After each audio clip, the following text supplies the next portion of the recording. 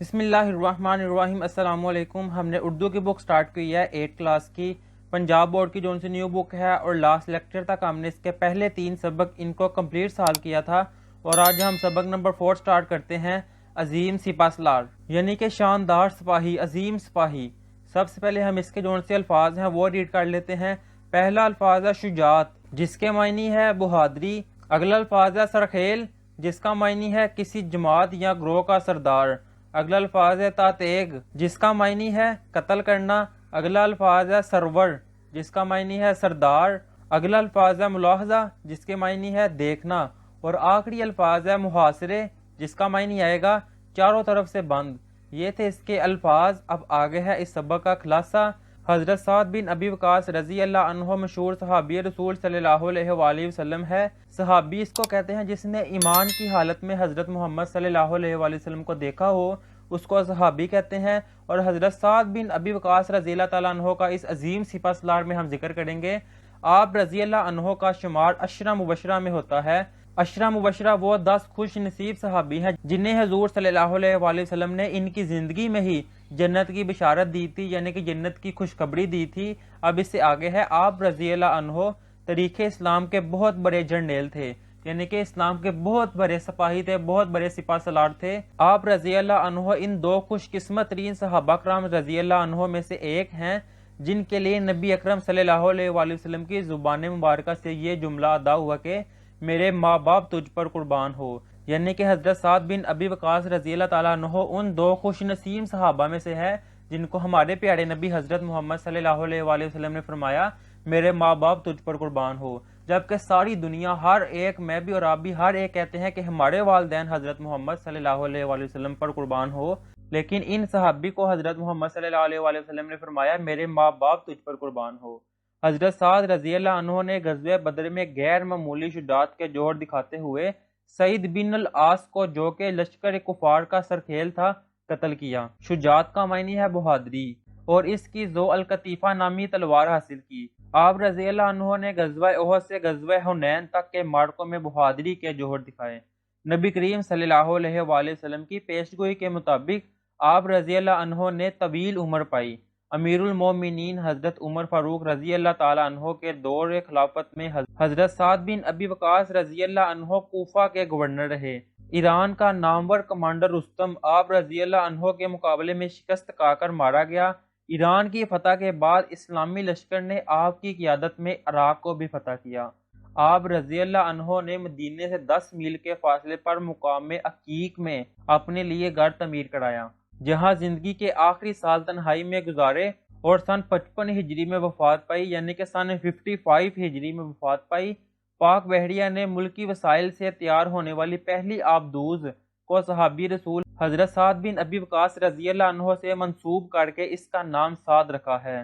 تاریخ اسلام میں حضرت سعد بن ابی وقاص رضی اللہ عنہ جیسی عظیم شخصیات کے کارناموں سے بڑی پڑی ہے، جس سے سبق آموز ہو کر ہم بحیثیت فرد اور قوم، دین و دنیا کی ترقی حاصل کر سکتے ہیں۔ یہ تھا اس سبق کا خلاصہ۔ اب آگے ہے اس سبق کے مشکل الفاظ۔ ہم نے اس سبق کی ریڈنگ نہیں کی ہوئی، لیکن اس سبق میں جو سے مشکل الفاظ استعمال ہوتے ہیں، ہم ان مشکل الفاظ کے معنی ریڈ کر لیتے ہیں۔ پہلا الفاظ ہے معروف، اس کا معنی آئے گا مشہور۔ اگلا الفاظ ہے عشرہ مبشرہ، اس کا معنی ہے وہ 10 خوش نصیب صحابہ کرام رضی اللہ عنہ جنہیں ان کی زندگی ہی میں آپ صلی اللہ علیہ وآلہ وسلم نے جنت کی بشارت دی۔ اگلا الفاظ ہے عظیم، اس کا معنی ہے بڑا۔ اگلا الفاظ آئے گا مال غنیمت، اس کا معنی ہے جنگ میں مخالف فوج سے چھینا یا جیتا ہوا مال، یعنی کہ مخالف فوج، کافروں کی فوج سے جو مسلمان مال جیتتے تھے اس کو مال غنیمت کہتے تھے۔ اگلا الفاظ ہے جان نثار، اس کا معنی ہے کسی پر جان قربان کرنے والا۔ اگلا الفاظ ہے شجاعت، اس کا معنی ہے بہادری۔ اگلا الفاظ ہے سرخیل، اس کا معنی ہے کسی جماعت یا گروہ کا سردار۔ اگلا الفاظ ہے تاتیغ کرنا۔ اگلا الفاظ ہے تاتیغ کرنا یعنی کہ قتل کرنا۔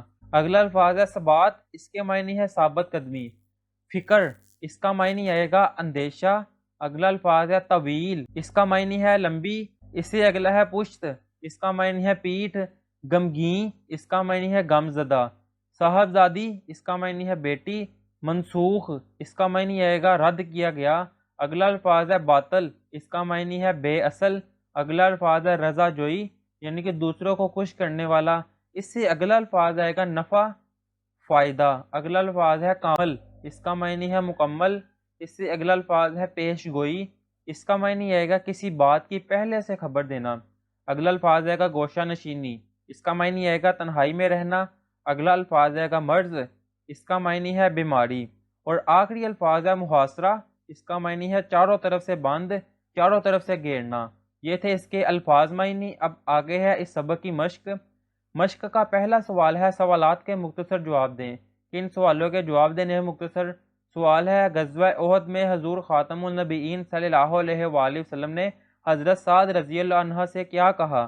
اس کا جواب ہے غزوہ احد میں حضور صلی اللہ علیہ وآلہ وسلم نے حضرت سعد رضی اللہ عنہ سے کہا کہ سعد خوب تیر برساؤ، میرے ماں اور باپ تم پر قربان ہو۔ یہ ہے اس کا جواب۔ اب اگلا سوال ہے حضرت سعد رضی اللہ عنہ کو کب کون سی تلوار پسند آئی؟ کیا وہ تلوار انہیں ملی؟ اس کا جواب ہے حضرت سعد رضی اللہ عنہ کو غزوہ بدر میں ذو القطیفہ نامی تلوار پسند آئی۔ آپ رضی اللہ عنہ اس تلوار کو لیے بارگاہ نبوت میں حاضر ہوئے۔ چونکہ اس وقت تک مال غنیمت کی تقسیم سے متعلق کوئی حکم نہیں نازل ہوا تھا، اس لیے آپ صلی اللہ علیہ وآلہ وسلم نے انہیں حکم دیا کہ اسے جہاں سے اٹھایا ہے وہی رکھ دو۔ لیکن پھر تھوڑی ہی دیر کے بعد سورۃ الانفال نازل ہوئی اور سرور کائنات نے آپ رضی اللہ عنہ کو بلا کر تلوار لینے کی اجازت دے دی۔ اس طرح وہ تلوار انہیں ملی۔ یہ ہے اس کا جواب۔ اب اس سے اگلا سوال ہے سعید بن العاص کو کب کس نے قتل کیا؟ اس کا جواب ہے سعید بن العاص کو غزوہ بدر میں حضرت سعد بن ابی وقاص رضی اللہ عنہ نے قتل کیا۔ اگلا سوال ہے حضرت سعد رضی اللہ عنہ نے اپنا گھوڑا دریا میں کب اور کیوں ڈالا؟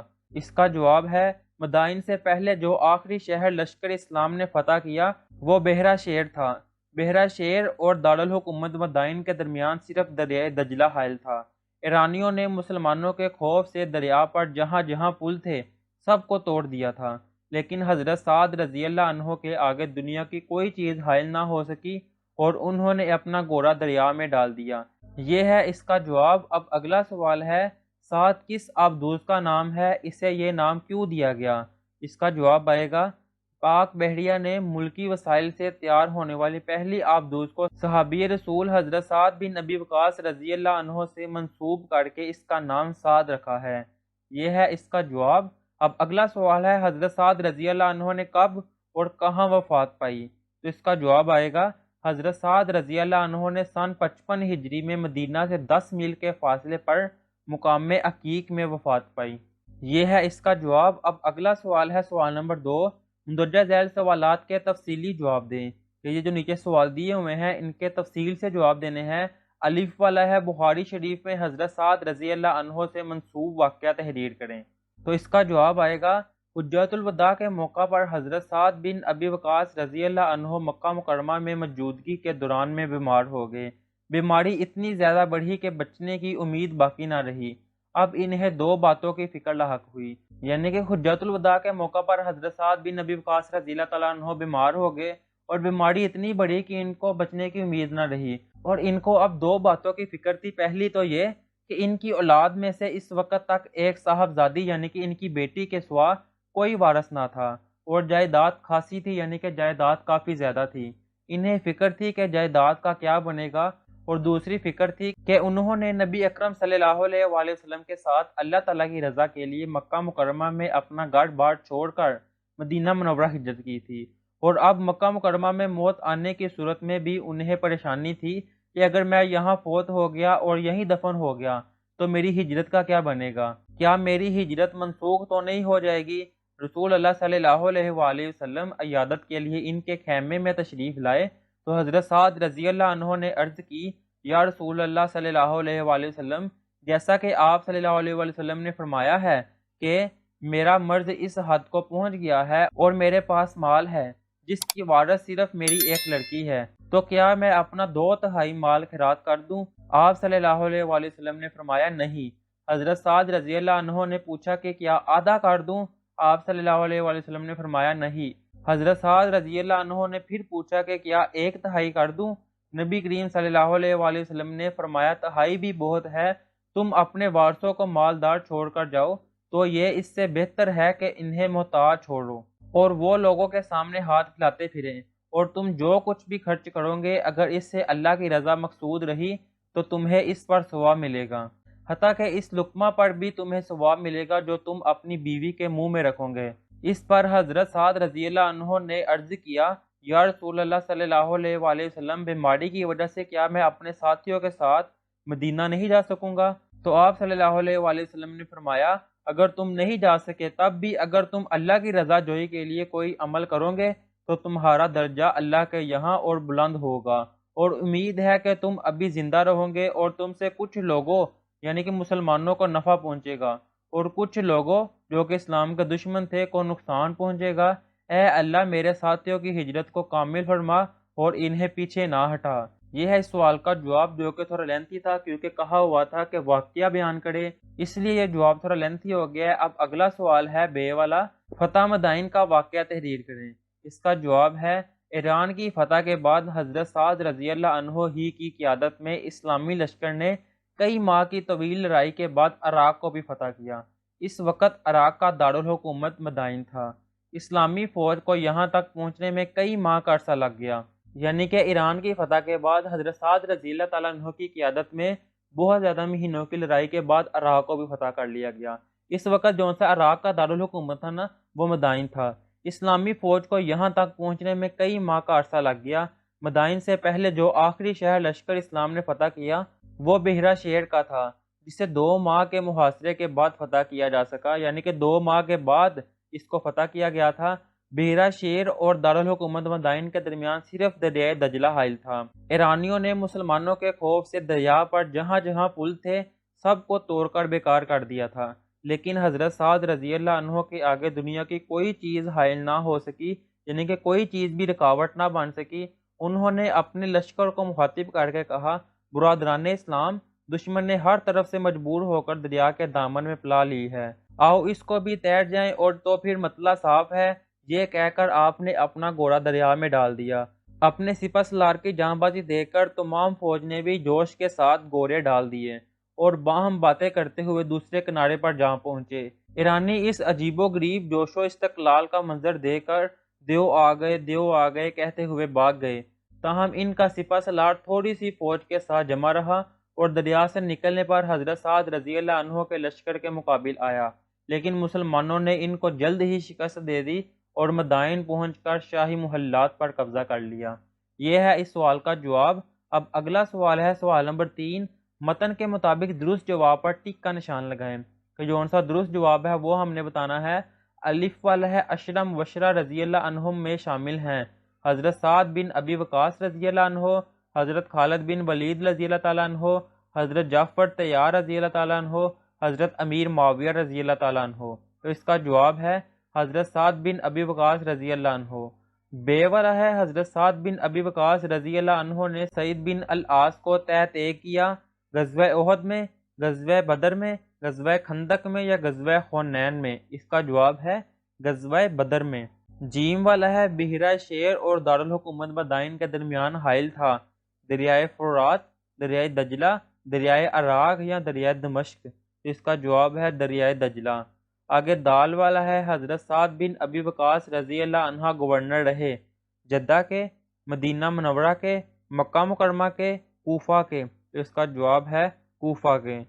اگلا ہے حضرت سعد بن ابی وقاص رضی اللہ عنہ نے اپنا گھوڑا ڈال دیا سمندر میں، دریا میں، نہر میں، تالاب میں؟ تو اس کا جواب ہے دریا میں۔ آگے آخری ہے حضرت سعد رضی اللہ عنہ نے مدینہ منورہ سے 10 میل کے فاصلے پر اپنے لیے ایک گھر تعمیر کرایا تھا، مقام عتیق میں، مقام عمیق میں، مقام رفیق میں یا مقام عقیق میں؟ تو اس کا جواب ہے مقام عقیق میں۔ یہ تھا اس کا جواب۔ اب اگلا سوال ہے سبق کا آخری پیراگراف فہم اور تلفظ کے ساتھ پڑھیے اور اپنے ساتھی طلبہ کو یا کمرہ جماعت میں سنائیے، یعنی کہ سبق کا جون سا آخری پیراگراف ہے نا، اس کی ریڈنگ کرنی ہے اور اپنے دوستوں کو کمرہ جماعت والوں کو سنانا ہے، تو یہ ریڈنگ ہی کرنی ہے صرف۔ اب اس کا اگلا سوال ہے ان الفاظ کو پڑھیے اور معنی تلاش کر کے جملوں میں استعمال کیجیے، کہ یہ جو الفاظ دیے ہوئے ہیں ان کو پڑھنا ہے اور پھر ان کے معنی تلاش کرنے ہیں، پھر ان کے جملے بنانے ہیں۔ تو پہلا الفاظ ہے اثر، اس کا معنی ہے زمانہ، دور، اس کا جملہ آئے گا عصر حاضر میں سائنس نے بہت ترقی کی ہے۔ اگلا الفاظ ہے اثر، اس کا معنی آئے گا نتیجہ حاصل۔ اگر آپ غور کریں تو یہ بھی اثر ہے، یہ بھی اثر ہے۔ تو ایسے الفاظ جو پڑھنے میں تو ایک جیسے ہوں لیکن لکھنے میں تبدیل ہوں، ایسے الفاظ کو متشابہ الفاظ کہتے ہیں۔ اب آگے یہ دیکھ لے، بے باک، بے باک پڑھنے میں ایک جیسے ہیں لیکن لکھنے میں فرق ہے، ان الفاظ کو متشابہ الفاظ کہتے ہیں۔ تو اثر کا معنی ہے نتیجہ حاصل، اس کا جملہ آئے گا رضوان پر کسی کی نصیحت کا اثر نہیں ہوتا۔ اگلا الفاظ ہے بے باک، اس کا معنی ہے قرض چکا دینے والا۔ جملہ ہے گاہک نے دکاندار کے پیسے ادا کیے اور حساب بے باک کر دیا۔ اگلا الفاظ ہے بے باک، اس کا معنی ہے بے خوف دلیر۔ تو اس کا جملہ آئے گا اس بے باک لڑکی نے بڑی جرأت سے ہر سوال کا جواب دیا۔ اگلا الفاظ ہے آرا، اس کے معنی ہے لکڑی چیرنے کا آہنی اوزار۔ اس کا جملہ آئے گا ترکھان نے لکڑی پر آرا چلا دیا۔ اگلا الفاظ ہے آرا، اس کے معنی ہے رائے کی جمع۔ اس کا جملہ آئے گا مہنگائی کے خاتمے کے لیے تمام ماہرین نے اپنی اپنی آراء پیش کیے۔ یہ ہے اس کا جملہ۔ اب اگلا الفاظ ہے حامی، اس کا معنی آئے گا حمایت کرنے والا، اور جملہ آئے گا اللہ تعالی ہم سب کا حامی و ناصر ہو۔ اگلا الفاظ ہے حامی، اس کا معنی ہے اقرار یقین، جس کا جملہ آئے گا ٹھیکیدار نے عمارت تعمیر کرنے کی حامی بھر لی۔ اگلا الفاظ آئے گا عرض، اس کا معنی ہے زمین دھرتی۔ جملہ آئے گا اس کا اللہ تعالی ہماری عرض پاک کو ہمیشہ قائم رکھے آمین۔ اب اگلا الفاظ ہے عرض، اس کا معنی ہے درخواست التجا۔ تو اس کا جملہ آئے گا ملازم نے مالک سے عرض کی کہ مجھے 2 دن کی چھٹی دے دیجیے۔ اگلا الفاظ ہے حلال، اس کا معنی ہے نیا چاند۔ جملہ ہے گھر کے سب لوگ حلال عید دیکھنے کے لیے چھت پر جمع ہو گئے۔ اگلا الفاظ ہے حلال، اس کا معنی ہے جائز۔ جملہ ہے بکرا، گائے، مرغی حلال جانور ہیں۔ یہ تھے اس کے الفاظ، معنی اور جملے۔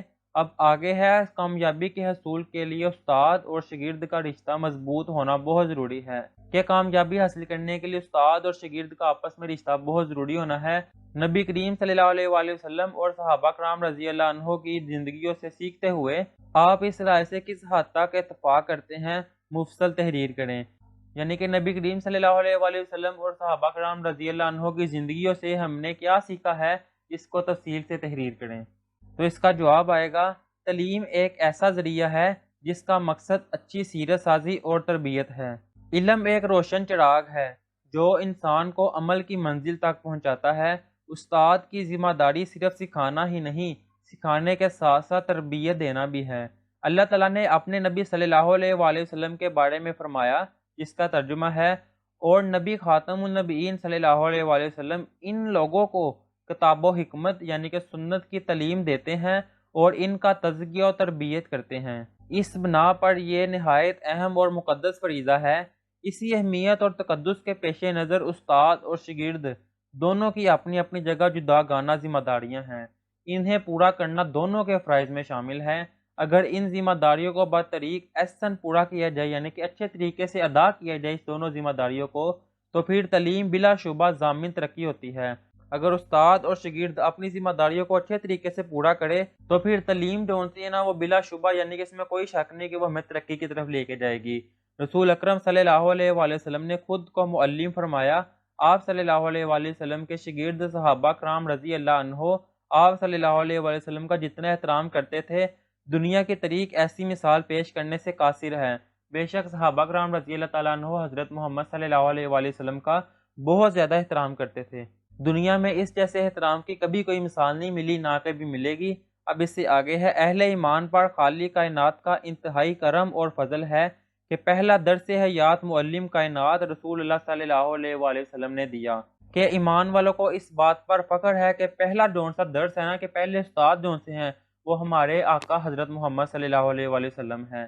حضور صلی اللہ علیہ وآلہ وسلم نے پڑھایا بھی اور سمجھایا بھی، یعنی آپ صلی اللہ علیہ وآلہ وسلم نے دلوں کو حکمت و دانائی کے نور سے منور کیا۔ استاد کی توجہ اور تربیت کے بغیر کوئی بھی کامیابی کے سفر پر گامزن نہیں ہو سکتا۔ اس لیے جو جس قدر استاد کا ادب کرے گا وہ اتنی ہی جلدی کامیابی کی شاہراہ پر گامزن ہوگا۔ کہ اگر کوئی شاگرد اپنے استاد کی جتنی زیادہ عزت کرے گا وہ اتنی جلدی ترقی حاصل کرے گا۔ استاد کے ساتھ ادب کے ساتھ بات کرنا استاد کا حق ہے۔ یاد رکھیے، جو لوگ اپنے استاد کا احترام نہیں کرتے وہ زندگی کے کسی میدان میں بھی ترقی حاصل نہیں کر سکتے۔ جو بھی استاد کا ادب کرتا ہے، خوش نصیبی اس کا مقدر ہوتی ہے۔ استاد کی حیثیت روحانی باپ کی ہے۔ اس کا حق اپنے شاگردوں پر اتنا ہی ہے جتنا باپ کا اولاد پر۔ استاد اس ہستی کا نام ہے جو اپنے شاگردوں کو علم کے زیور سے آراستہ کرتے ہیں۔ جس طرح حقیقی والدین کے حقوق ہیں، اسی طرح روحانی والدین کے حقوق بھی ہم پر لاگو ہوتے ہیں۔ ہمیں چاہیے کہ ہم استاد کی بتائی گئی ہر بات کو غور سے سنیں اور اس پر عمل کریں۔ ایک استاد کو حقیقی خوشی تب ملتی ہے جب اس کا شاگرد اونچے مقام پر پہنچ جاتا ہے۔ یہ ہے اس کا جواب، اور یہاں پر ہم نے یہ سبق جو ہے کمپلیٹ کر لیا ہے۔ اب ہم اگلا سبق کریں گے انشاءاللہ نیکسٹ ویڈیو میں۔ تب تک کے لیے دے اجازت، اللہ حافظ۔